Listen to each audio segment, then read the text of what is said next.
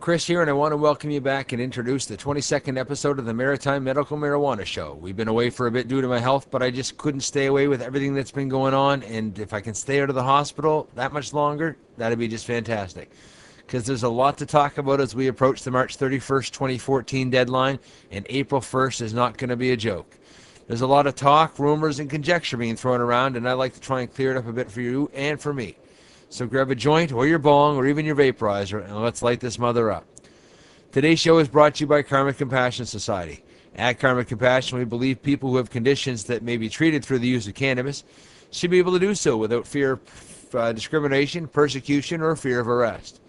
We take care of patients from Ottawa to Halifax, and by take care of, I mean we help people grow, prepare, consume, and manage their medical marijuana. As I begin, there's a couple of shout-outs I'd like to shout out about. First would be MUM, Maritimers Unite for Medical Marijuana. It's a group that I'm a part of, and it's a group that I encourage you to become a part of as well. It's a group that's been around nonprofit for greater than 10 years now, and we strive to wake up the politicians and the public to what's been going on out there in regards to medical marijuana. Second is David at madstories.ca, www.mmmadstories.ca. Check it out. All kinds of useful information, cannabis calculators, cannabis calendars, and all the paperwork that you need as you venture out to find cannabis as medicine from your doctor. Then there's the computer tuner. I'd like to thank the computer tuner for all the help that he's given me. And since the last computer crapped out, he's helped us out with this one, and wouldn't be doing the show without him. So thanks again. Today we're going to talk about what the hell is actually going on. I know we've covered the MMAR turning into the MMPR before, but as it gets closer, people are wondering what to do and what their options are. We'll also check out the current events and see what has been and will be going on, maybe in the mail perhaps. Then to preserve my sanity about that, we'll pack a bowl while I introduce Mum's the Word, a newsletter put out by Maritimers Unite for Medical Marijuana, and what we hope to achieve with it. Also, I'll be introducing the G-Pen, a fantastic little device, and showing you how it works and telling you how great I think it is. So without further ado, let's get to it. The MMPR, the Marijuana for Medical Purposes Regulations, is that which is replacing the MMAR. John Conroy, or from Conroy & Co., is been retained by the MMPR Coalition Against Repeal, based out of Vancouver. That's the one with Jason Wilcox. And they are preparing representative action to be launched in the Federal Court of Canada on behalf of medical cannabis patients wishing to retain their licenses and allow designated producers to do the same. This legal action may happen in a federal court in Vancouver. Conroy has undertaken a comprehensive review of case law and sought the opinions of leading cannabis law experts. All told, this action is expected to cost approximately $250,000. The goal of the coalition is to seek an injunction to maintain personal and designated medical gardens and to make provisions for extracts. While originally hoping to have paperwork filed by September 30th, this litigation is complex, costly undertaking. Recent media reports indicate that Conroy may soon be ready to go to court. Those wishing to volunteer for, submit an impact statement to, or offer financial support towards the coalition can visit johnconroy.com, MMAR litigation. Okay, and I'll put the little blurb there at the bottom. Check it out, and we'll be at the end of the show too. Then you have the Medicinal Cannabis Patients Alliance of Canada, MCPAC.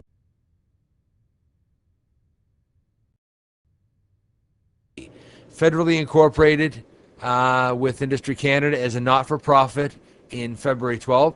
This volunteer-run alliance exists to be a public resource, to create a national voice for individuals regarding medical cannabis, and to offer support to patients. When Health Canada announced changes to the federal program, effective next April, it was a natural transition for MCPAC to investigate legally challenging the removal of patients' rights to produce a quality, affordable medicine for themselves or others. The Alliance have engaged in a prominent attorney in Ontario to represent all exemption holders as they endeavor to preserve patients' gardens and demand the right to cannabis extracts. However, the Alliance as a group of chronically ill disabled citizens, mostly on limited incomes, who are raising the legal funds of $15,000. These fees are actually reduced substantially due to the MCPAC being offered not-for-profit kind of help. So should you wish to join the alliance, eventually make an impact statement or make a financial contribution towards the litigation, go to mcpaccanada.org, and I'll put their link down at the bottom of this page. Or you can try and go it alone, like Mike Sismiak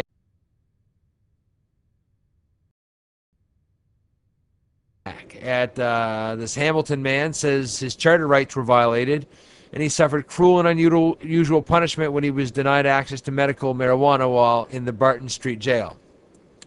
That treatment, along with what he believes was his unfair drug arrest, has led Mike to launch a legal challenge against the federal government's new medicinal marijuana laws. He has filed a submission to the Ontario Superior Court of Justice stating that Conservative government's move to allow licensed growers to produce and sell medicinal marijuana is unconstitutional. The 31-year-old, who experiences chronic back pain stemming from a 2007 car accident, argues the new commercial system will make it too expensive for him and many of us to afford his medication, and thus violates the principles of life, liberty, and security enshrined in the Canadian Charter of Rights and Freedoms. On top of all that, okay, what has happened just now is the mail-out. The mail-out that outed the cannabis patients. Okay, what has happened is Health Canada outs 40,000 medical marijuana patients. I called them instantly when I got my letter. But what I'm talking about is the letter that comes from Health Canada. Normally it's sent in a letter in an envelope that's either registered, and you go to the post office to pick it up, or it comes in a plain brown envelope that either says Health Canada or nothing. That being said, they went out of their way to put it in an envelope with the one window where the return address is in clear view of the actual mailing address. So you couldn't actually read where you were dropping the letter off without seeing where it was coming from. That's not a piece of stationery that was even in Health Canada, I promise. It's something that they had to specially go out and get. Why? To out us. Every piece of letter that goes through Canada Post is scanned. With computers nowadays, all they got to do is who is receiving letters from the medical marijuana access program. Boom, they got all the letters, and they don't need to go to Health Canada for it. Done. That's why it was done. Has to be. What other reason was it? They had to go get the envelope special. So when I called Health Canada to tell them how upset I was, they said sorry and they apologized instantly, and they were aware of the situation and they were doing their best to fix things. Fix things, they said. How are you going to fix things? That's when she informed me that next time they would just be using a plain envelope. Well, I explained to her that that may be a good idea for the next time, but that goes nowheres in ways of fixing the problem.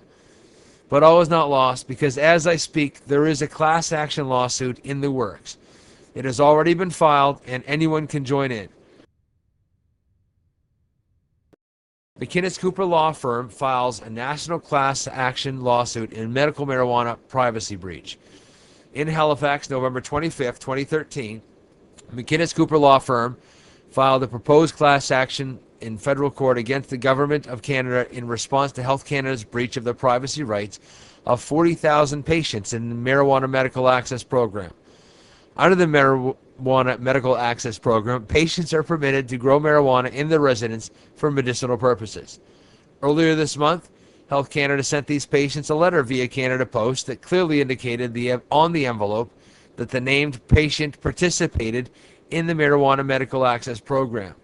Health Canada's disclosure of the patient's private medical information has raised serious employment and security concerns and caused the patients to suffer considerable stress and anxiety. As a result of Health Canada's error, we have already spoken with a number of people whose lives have been affected by this breach, said David Fraser, a national expert on privacy law and McInnes Cooper's lead lawyer on this case. We've heard that some individuals have already lost their jobs as a result, and everyone we've spoken with is concerned about their safety in their homes. I spoke with David myself, And I look forward to moving forward with him in the future with this case. And Mom is excited about working with him as well. At this stage, however, nobody actually has to sign up to be part of the lawsuit. But if they want to receive information as the case progresses, they should register. Once the website has been launched, and it'll get posted everywhere in the next few days, in the meantime, people can send their contact information to privacyclassaction@mckinniscooper.com right here at the bottom of the screen. That being said, Mum's the Word, his new newsletter that Maritimers Unite for Medical Marijuana has just put out. First issue's already hit the stores. It's going to be hitting the shops in the middle of every month, and it'll be a once-a-month issue. Mum's the Word is the newsletter, and it's been put together in the hopes of connecting and informing you and the rest of the local medical marijuana community about what's going on as we transition from the MMAR to the less than improved MMPR. As we charge forward into an uncertain future, there's comfort to be found in coming together as a group. The chance to share fears, concerns, ideas, and opinions is invaluable. There are many rumors and a lot of hearsay about what we'll be left with when April 1st rolls around, and many of us are scared about losing the only medicine that's worked for us for a long, long time now. To go to what? Pharmaceuticals? Not likely. So as the deadline draws near, there are many folks claiming to be taking action to protect our rights. Injunctions, charter challenges, and grandfather clauses, all touted to be our salvation. I've already talked about two, the MMAR, Coalition Against Repeal, and the MCPAC are two very good cases of what I was talking about. And over the next few issues, Mum's the Word will be discussing those and other options, who you can and should support and why, whether their actions have any chance of success, and what to believe, whether you go it alone or as part of a group. One of the biggest things against us is cash. Any court-based action is going to take a lot of money. It's going to cost tons. With numbers like $250,000 to $500,000 being claimed to be required to launch a charter challenge, hopelessness and despair are the feeling that we're left with. Add to that the infighting between groups and actions, and it seems we've been pitted against one another. The time, however, has come for us to stand together and fight for our rights. With Remembrance Day having just passed, I can't help but think of those who have fought and died for the freedoms we now take for granted. Our ancestors were willing to die to defend our rights, and they're the same rights that I'm asking you if you're willing to get off the couch for. The time is now. The solution is you. Okay? It's time that we have to do something. We've all heard it before.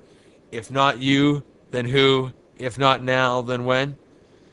Somebody's got to do it. We've got to get off. We've got no time left. The 31st, it's over, okay? We've got to do something. That being said, current events, I need to bring your attention to a couple things that have been happening. Charges have been withdrawn in R.V. Murnau case.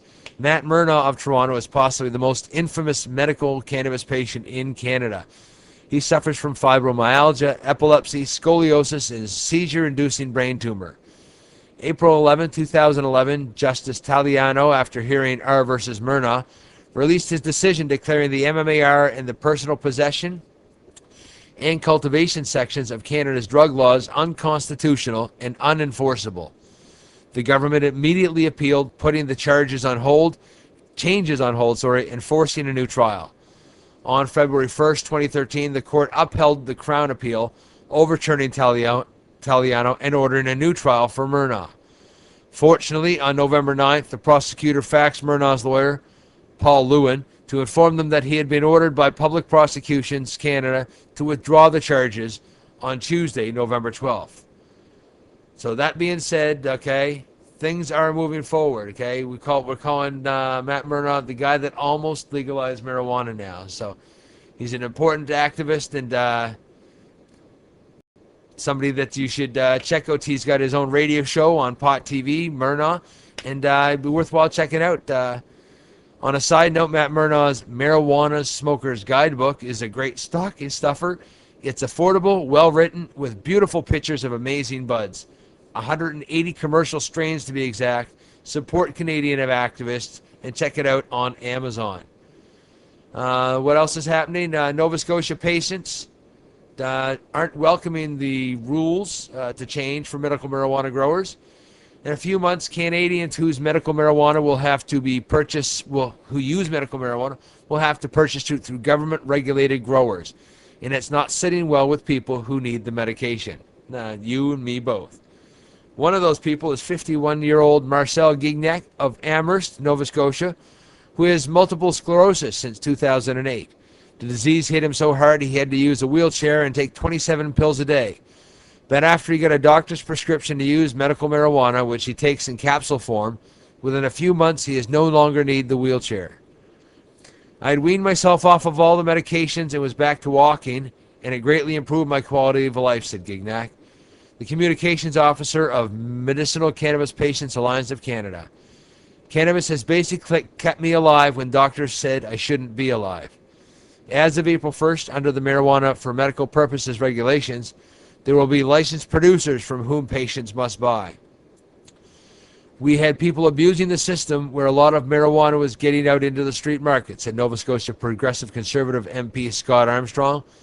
By phasing out in-home medical marijuana growth, the new program will save taxpayers dollars, reduce health risks associated with in-home grow-op operations, and it will limit home invasion robberies that take place in some of these places.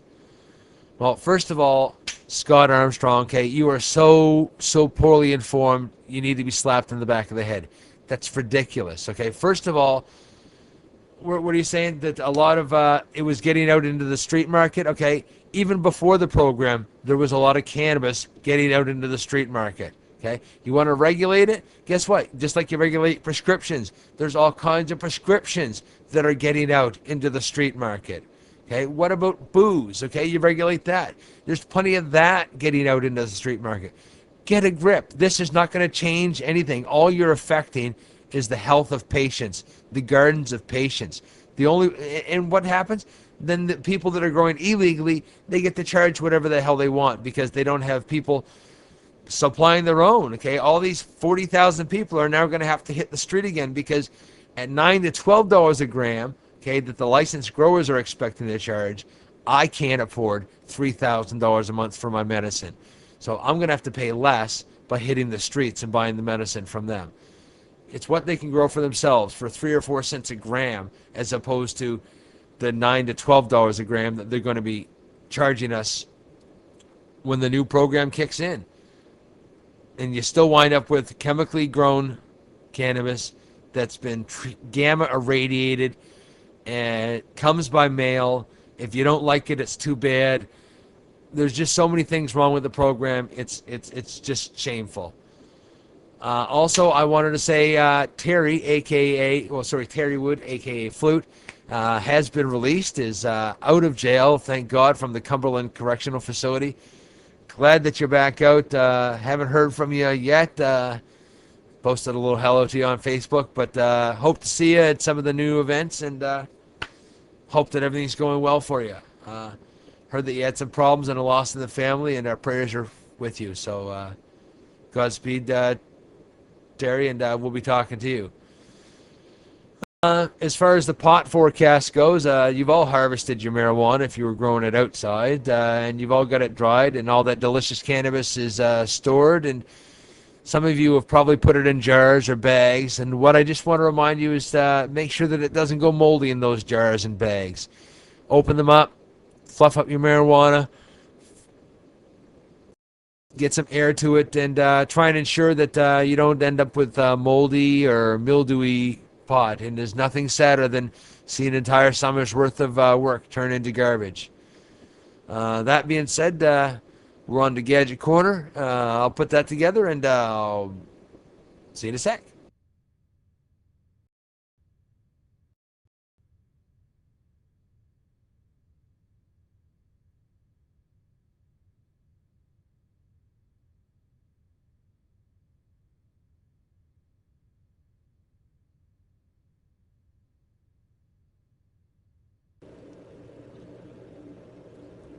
All right, and we're back. We're going to talk about the G Pen, okay? For those of you that don't want to smoke a joint, okay, there is the G Pen. There's vaporizers. We've been talking about vaporizers for a long time.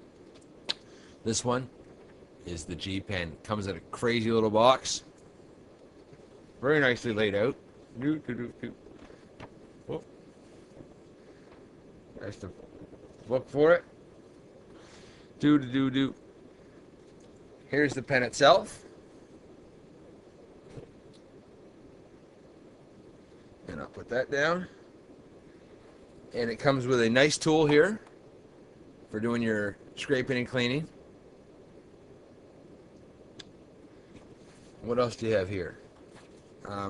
I ordered mine with a spare reservoir because it said it was made of glass, and I didn't. If it broke, I wanted to have an extra one and not have to bother them again.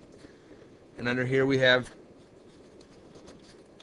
the charger, okay, which is just USB.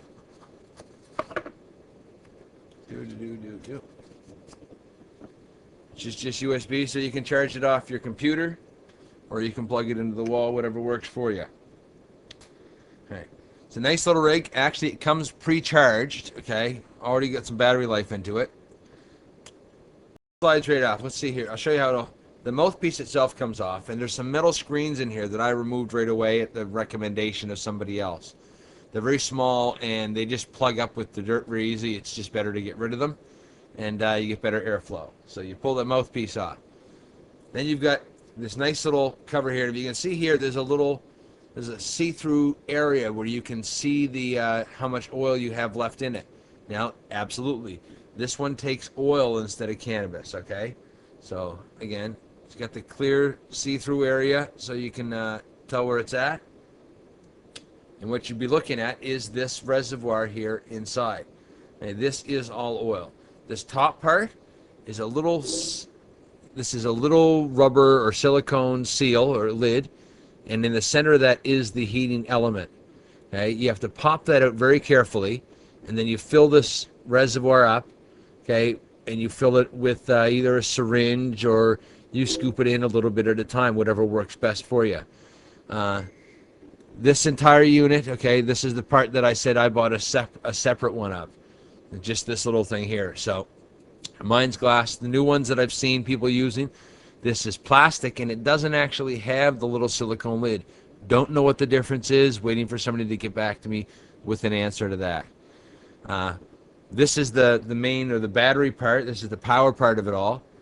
When you want to charge this baby, all you do is you take your charger rig here and you screw these in, but make sure this end is clean. The first time that you've put oil in this thing, it's going to make a little bit of a mess. You might get some oil on that little brass thing.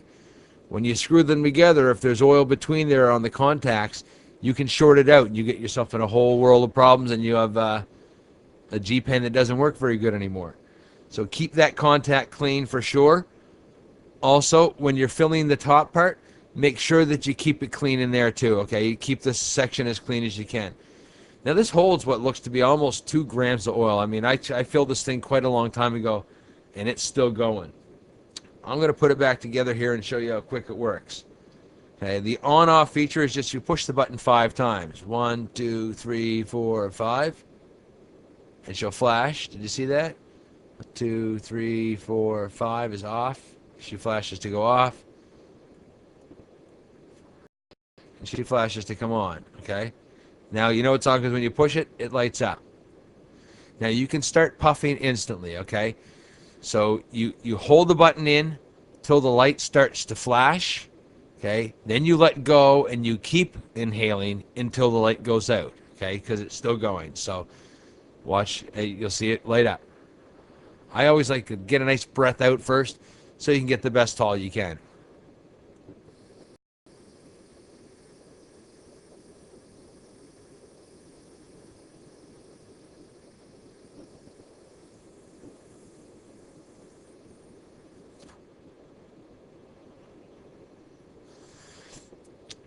Man, oil tastes so good. It's so much cleaner than grass, than marijuana, than cannabis, because there's no burning plant material. That is so much nicer.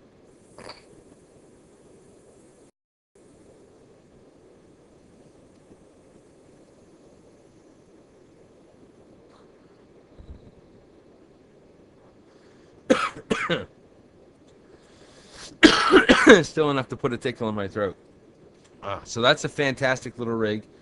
You're looking at about $100, depending where you look. I know that Mom actually has some.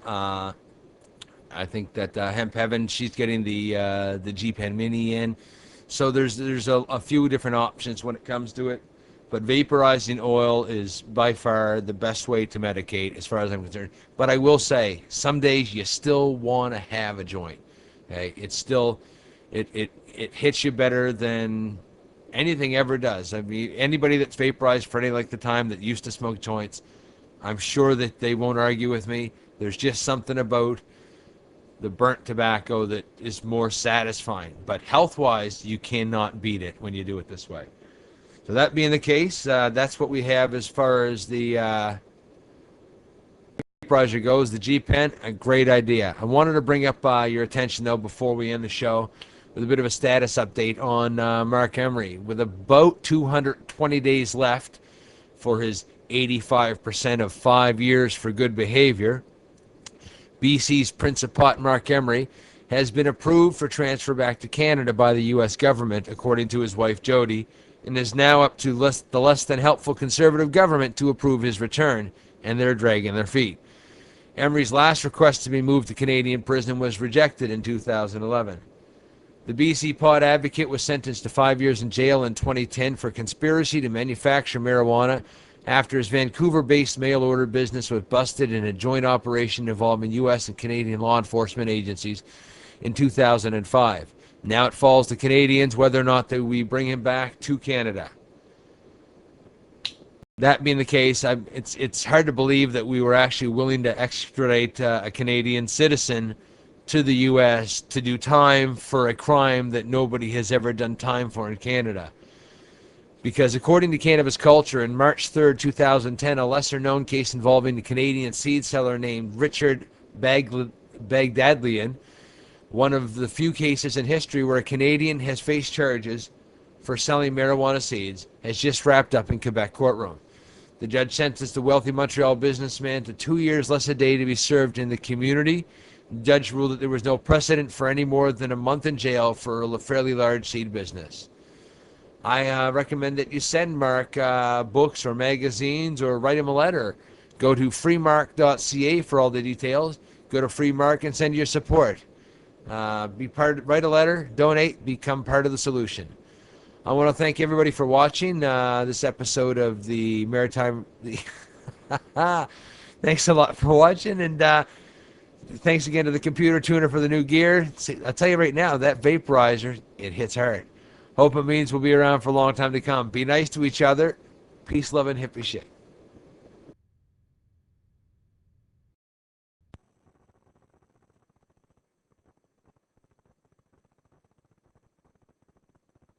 Just gonna stand here and watch you burn one. That's alright, because I love the way it smells. Just gonna stand here and watch you get high. That's alright, because it should be legalized. Should be legalized. I can't tell you what it really is. I can only tell you when it feels right. I come back from work and wanna take a break from real life. My dreams didn't work out. I'm stuck here in the rat race. Going to work from 9 to 6 shouldn't be a disgrace, but not in this place. The United States, where we look up to Britney Spears instead of Bill Gates. What a disgrace. How did we get to this place where our culture developed really horrible taste? Who do we blame? I can give you plenty of names. I point my finger at them. I don't really care what they say. Look at the magazines. People are weekly in stock. All those celebrities, but we don't even know who they are. That's because most of us are living lives as normal as hell. That's why we like to smoke and listen to the stories they tell. And if there's something wrong with that, then I don't want to be right. So puff up, pass and hand me the light. Just gonna stand here and watch you blaze. Sour diesel, purple kush, blueberry haze. Just gonna stand here and watch you get high. That's alright, I think it should be legalized. Should be legalized. It should be legalized. Yeah. Hey Congress, we need to get something straight. Don't pretend like you got way too many things on your plate. Our country's broke. You need to fix it today. The people voted for you. Start representing your state and regulate it so we can end the debate and end the hate. And no one should be so irate because the money we make from taxes would really be great. The deficit would deflate. No need to incarcerate. Hey Congress, stop using your heads. Not everyone who smokes weed is lazy with bread. Sarah Palin, Clinton, even Obama have admitted to smoking it, so enough with the drama like prohibition in the 20s. This law is outdated, weed is safer than booze. It's time to regulate it, and if you don't pay attention to me, I'll tell you what I'll do. I'll start a revolution, and then vote out your whole Just crew. gonna stand here and watch you smoke. That's alright, I think I also have a toe. Just gonna stand here and watch you float to the sky. That's alright, I think it should be legalized. It should be legalized. It should be legalized. Yeah. Adam Sandler, one of my biggest role models. If I'm gonna do a song on weed, I'll do it full throttle. Let's name some names, just like the Hanukkah song. But instead of Jewish people, these ones hit the bong. Willie Nelson, Snoop Dogg, those are obvious ones. But Martha Stewart and Oprah, let's start naming the big guns. Kimmel, Jon Stewart, even Stephen Colbert. Woody Harrelson smoked so much that he lost all his hair. Matt Damon, Clooney, Pitt, most of Ocean's 11. If Angelina smoked me out, I think I would be in heaven. Bill Maher, Jack Black, Tina Fey, Charlie Sheen, all four smoke green. So there's the media queen, Perez Hilton. We all know you smoke joints, I don't judge you for that. You get extra points. Halle Berry, Richard Branson, John Kerry, Al Gore. I'm not nearly done yet, I'm gonna name some more. Do you see how this list is ridiculous? The facts aren't conspicuous, my research is meticulous. They've all smoked and are supporters of weed. The list goes on and on like Michael Phelps on capacity. Sacha Baron Cohen and Justin Timberlake, what they both have in common is that they like to get really big. Eminem, Megan Fox, Rihanna too. I know you smoke Natalie Portman, so this one's for you. Not gonna waste time and just stand by. I'm gonna send this to my congressman tonight. Weed is American as apple pie, and now it's time for us to make